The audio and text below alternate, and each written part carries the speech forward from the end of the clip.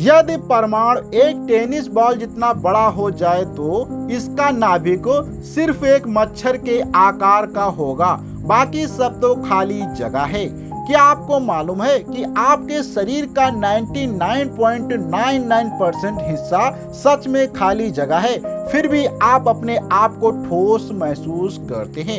यदि बात किया जाए तो यदि स्टील का स्फीयर या गेंद लिया जाए और उस गेंद के अंदर इतने ज्यादा परमाणु होते हैं, उन परमाणुओं की संख्या के बराबर गेंद बना दिए जाएं, तो हमारी पूरी पृथ्वी भर जाएगी कि हमारे बालों की चौड़ाई में लगभग 10 लाख कार्बन के परमाणु फिट हो जाते हैं। और आज के वीडियो में हम टॉपिक कवर करने वाले हैं कि परमाणु की प्रारंभिक परिचय क्या है, परमाणु क्या होता है, नाभिक की संरचना कैसे की जाती है, इलेक्ट्रॉन्स और ऑर्बिट्स क्या होते हैं, परमाणु का साइज क्या होता है और दैनिक जीवन में परमाणु के क्या क्या एप्लीकेशन देखने को मिलते हैं। तो सबसे पहले यहाँ पे हम बात करते हैं कि प्रारंभिक परिचय क्या है परमाणु की। तो नमस्कार दोस्तों, आज हम यूनिवर्स अर्थात ब्रह्मांड की सबसे दिलचस्प और रहस्यमय चीज पर चर्चा करने वाले हैं, जिसे हम परमाणु कहते हैं। सबसे पहले एक सवाल है, क्या आपको पता है कि आप 99.99% खाली जगह से बने हैं, अर्थात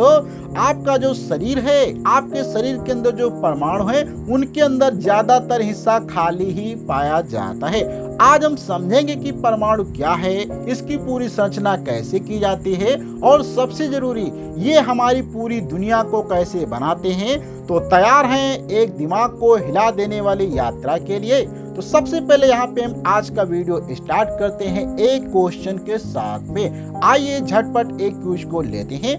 अगर मैं कहूँ कि एक आइटम या परमाणु का नाभिक फुटबॉल के स्टेडियम जितना बड़ा है, तो पूरा आइटम अर्थात परमाणु कितना बड़ा होगा? बास्केटबॉल कोर्ट कितना, पूरा शहर कितना, पूरे देश कितना या पूरे पृथ्वी कितना?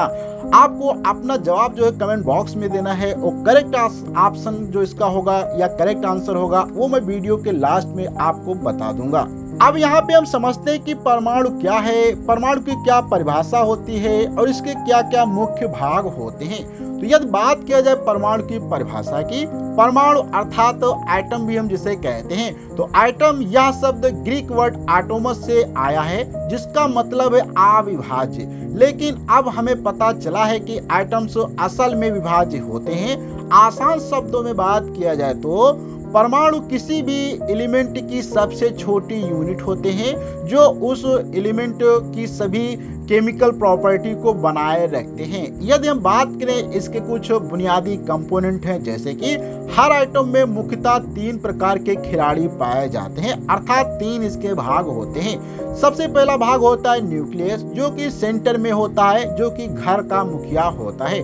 फिर होते हैं इसके अंदर प्रोटॉन्स, जो कि न्यूक्लियस में पॉजिटिव चार्ज वाले भाग होते हैं। फिर इसके बाद होते हैं न्यूट्रॉन्स, जो कि न्यूक्लियस में न्यूट्रल होते हैं, जिनके ऊपर कोई चार्ज नहीं होता है। फिर आते हैं इलेक्ट्रॉन्स, जो कि न्यूक्लियस के आसपास घूमने वाले होते हैं और इनके ऊपर चार्ज होता है नेगेटिव का। अगर यहाँ पे हम एक क्वेश्चन पे बात करें तो किस वैज्ञानिक ने सबसे पहले परमाणु का न्यूक्लियर मॉडल प्रपोज किया? डाल्टन ने, थॉमसन ने या रदरफोर्ड या बोहर ने?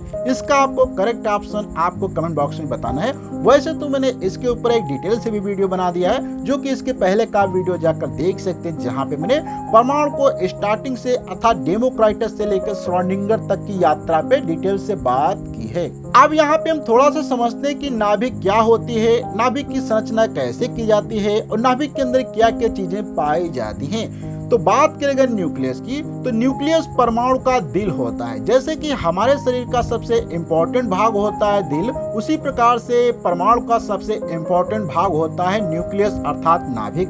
सोचिए कि परमाणु एक फुटबॉल स्टेडियम का अगर कितना हो जाए, तो उसके बीच में एक छोटी सी मार्बल रखी है, तो वही न्यूक्लियस है। लेकिन यह छोटा सा मार्बल जो होगा उसमें 99.94% मास होता है, क्योंकि परमाणु का सबसे जितना भी मास होता है वो लगभग नाभिक के अंदर ही पाया जाता है। अब अगर बात करें तो प्रोटॉन्स क्या होते हैं, तो प्रोटॉन्स पे जो चार्ज होता है वो पॉजिटिव चार्ज होता है। अगर इसकी वजनता की बात किया जाए तो इसका 1 एटॉमिक मास यूनिट के बराबर होता है। और इसकी किसने खोज की, तो इनकी खोज जो है रदरफोर्ड ने 1917 में की थी। अगर बात करें ये काम, तो एलिमेंट की पहचान तय करने में इसका यूज होता है। वहीं पे थोड़ा सा बात करते हैं कि न्यूट्रॉन क्या होता है। तो न्यूट्रॉन के ऊपर कोई भी चार्ज नहीं होता है, अर्थात ये न्यूट्रल कहलाता है। वजन की बात करें तो प्रोटॉन से थोड़ा सा ये भारी होता है। खोज की बात किया जाए तो इसको जे चैडविक ने 1932 में की थी। अगर काम किया जाए तो न्यूक्लियस को स्थिरता प्रदान करने में इसका यूज किया जाता है। तो यहाँ पे एक मजेदार प्रश्न है कि रुको, एक शानदार सवाल है कि अगर प्रोटॉन पॉजिटिव है और वे सभी न्यूक्लियस अर्थात नाभिक में ठसाठस भरे हुए हैं, तो वे एक दूसरे को दूर क्यों नहीं फेंकते? ये बहुत ही अच्छा क्वेश्चन है। इसका आंसर भी आपको कमेंट बॉक्स में लिखना होगा। अगर यहाँ पे हम एक क्यूज क्वेश्चन पे बात करते हैं, जो कि जल्दी से आपको इसका जवाब देना है। सवाल है कि कौन सा परमाणु केवल प्रोटॉन से बना है? हीलियम, हाइड्रोजन, लिथियम या कार्बन? आपको इसका भी आंसर कमेंट बॉक्स में लिखना होगा। अब यहाँ पे हम थोड़ा सा बात करते हैं कि इलेक्ट्रॉन्स क्या होते हैं, ऑर्बिट्स क्या होती हैं, अर्थात ऑर्बिटल्स क्या होते हैं और इनका क्या काम होता है परमाणु को समझने के लिए।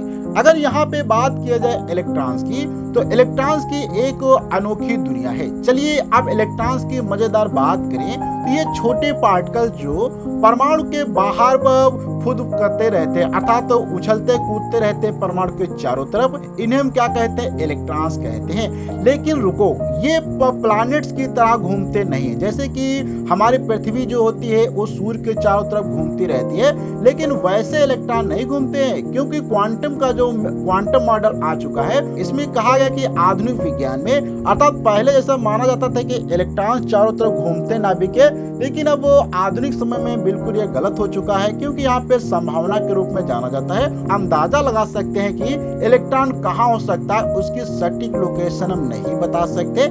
ये हमारा आधुनिक परमाणु मॉडल कहता है। अगर पुराने समय में तो आसानी से आप बता सकते हैं कि वो कौन से सेल में होगा, कहाँ पे होगा, लेकिन आधुनिक मत के अनुसार आप इलेक्ट्रॉन की केवल संभावना बता सकते हैं, एग्जैक्ट नहीं बता सकते। जैसे कि एक ब्लैक बॉक्स अगर हो, तो उसमें अगर कोई बिल्ली या मच्छर है, तो आप बाहर से नहीं बता सकते वो कहाँ पे होगा, बता सकते कि वहां पे होगा या वहां पे होगा, लेकिन एग्जैक्ट आप पोजीशन उसकी नहीं बता सकते हैं। अब इसी में थोड़ा सा आगे बात करें कि ऑर्बिटल्स क्या होते हैं। तो ऑर्बिटल्स के अगर टाइप की बात करें तो ऑर्बिटल्स बेसिकली जो होते हैं आप 4 प्रकार के होते हैं। एक होता है एस ऑर्बिटल, जो कि जिसका शेप होता है लाइक ए टिनी स्फीयर, अर्थात एक गोल गेंद के तरीके से होता है। कैपेसिटी की बात करें तो ये कैन कोजी अप टू 2 इलेक्ट्रॉन, अर्थात इसके अंदर केवल 2 ही इलेक्ट्रॉन ये ग्रहण कर सकता है।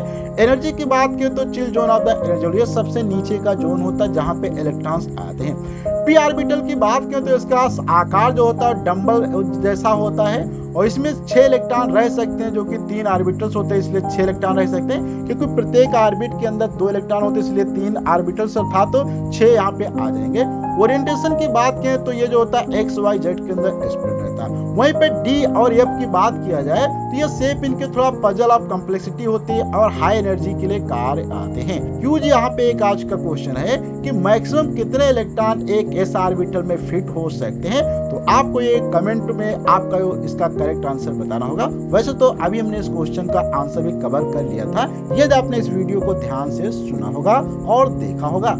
अब यहाँ पे हम थोड़ा सा बात करते हैं कि परमाणु का साइज कैसा होता है और इसका कैसे आप आसानी से समझ सकते हैं कि इसका साइज कितना बड़ा या छोटा है। अगर साइज की इसकी बात किया जाए तो साइज की अद्भुत तुलना, तो आइटम कितने छोटे होते हैं, आइए कुछ पागल पल भरी तुलना देखते हैं। तुलना 1 की बात करें तो बाल की चौड़ाई, एक ह्यूमन अर्थात जो हमारे बाल की चौड़ाई में लगभग 1 मिलियन या 10 लाख कार्बन परमाणु समा सकते हैं। आप सोचो कि आपका एक छोटा सा बाल, उसके अंदर कितने ज्यादा कार्बन के परमाणु हैं, जो कि 10 लाख, इतने ज्यादा परमाणु, जिसका आप आइडिया लगा सकते हैं कि एक कार्बन परमाणु अर्थात एक बाल के अंदर कितने ज्यादा परमाणु होते हैं। तो अगर हम दूसरी तुलना लेते हैं स्टील की गेंद का जादू, इसमें जितने परमाणु होंगे आयरन के, अर्थात हमने यहाँ पे एक आयरन के लिए है गेंद जिसकी त्रिज्या यहाँ पे लगभग 6 सेंटीमीटर है, परमाणु इतने ज्यादा होंगे। अगर उन परमाणुओं की संख्या के बराबर हम अगर 6 सेंटीमीटर के ही गेंद बना डालें तो पूरी हमारी पृथ्वी भर जाएगी। अब यहाँ पे हम थोड़ा सा बात करते हैं कि रोजमर्रा जिंदगी में परमाणु के क्या क्या उपयोग हैं। तो अगर बात किया जाए इसकी टेक्नोलॉजी में, तो चलिए जानते हैं कि आइटम्स हमारी रोजमर्रा जिंदगी को कैसे काबू में रखते हैं। स्मार्टफोन, अगर कंप्यूटर्स की बात किया जाए तो आपके स्मार्टफोन्स में बिलियंस ट्रांजिस्टर होते हैं, हर एक क्वांटम मैकेनिक्स पर आधारित होते हैं। यहाँ पे सेमीकंडक्टर अगर बात किया तो सिलिकॉन आइटम्स का सटीक जमावड़ा भरा रहता है। मेमोरी चिप्स की बात किया तो इलेक्ट्रॉन के बहाव को काबू में रखता है। स्क्रीन की बात किया तो एलईडी टेक्नोलॉजी में क्वांटम एनर्जी ट्रांसमिशन में आती है। वहीं पे आप अगर इसका मेडिकल यूज देखेंगे तो एमआरआई मशीन है, जैसे कि जहाँ पे न्यूक्लियर मैग्नेटिक रेजोनेंस का यूज किया जाता है। एक्सरे में एटॉमिक एनर्जी ट्रांजिशन का यूज किया जाता है। कैंसर यूज में रेडियो एक्टिव आइसोटोप्स का यूज किया जाता है। इस प्रकार से परमाणु का बहुत ही ज्यादा आप यूज देख सकते हैं। तो आज का वीडियो आपको कैसा लगा, प्लीज आपको अपना फीडबैक कमेंट बॉक्स में देना है। अच्छा लगा हो तो लाइक करें, अपने दोस्तों शेयर करें। अगले वीडियो मिलेंगे, जब तक के लिए धन्यवाद।